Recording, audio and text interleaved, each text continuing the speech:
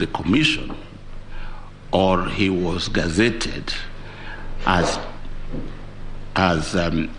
national returning officer in his capacity as the chairman of the commission, and whether, if it was as an agent of the commission, whether there were any resolutions preceding this appointment.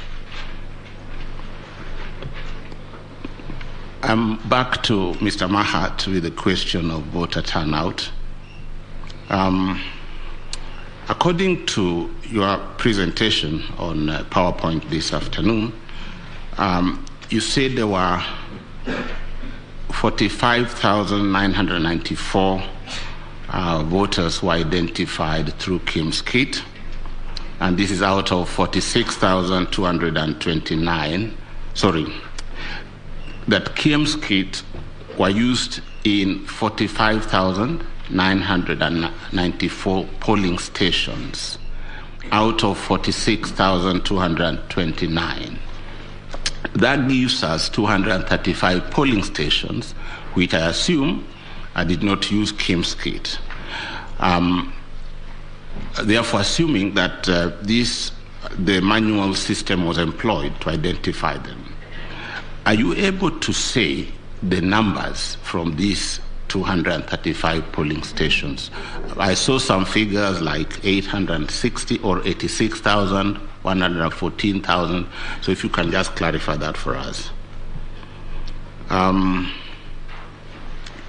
again to Mr. Mahat, because he dealt with figures. Mr. Umtata yesterday presented also a PowerPoint to demonstrate that 1.6 million votes were cast or were streaming in many hours after the closure of voting. If you can also respond to that question. Mr. Gumbo, both Mr. Issa and Mr. George Oraro, Senior Counsel,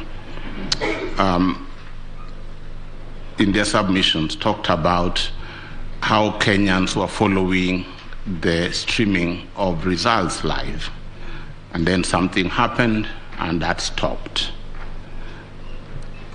Can you explain to us what may have happened for this to have stopped? My lady, those are all I have. Thank you. Thank you, President, and thank you, Council. Again, your submissions were most helpful. We thank you. Professor Muigai, you said that the whole dispute revolves around numbers. And you were before us in 2017, and the question of Section 83 of the Elections Act was prominent at the time. Morgan versus Simpson was prominent. You were Attorney General at the time. A number of things happened around Section 83 post our judgment. My question is, looking at the qualitative, the quantitative test, and Professor Kindiki raised the question too around Section 83. I had it before he raised it. Could you speak to it, and what is the approach you should take in this case regarding the test to apply? Number two, again to your team, and any of you could answer it. It's not a flippant question. I'm raising it deliberately because I have reason to. I know that the events of 15th August are in our minds, but remember that there was an extra day by which Mr. Chebukati could have declared the result.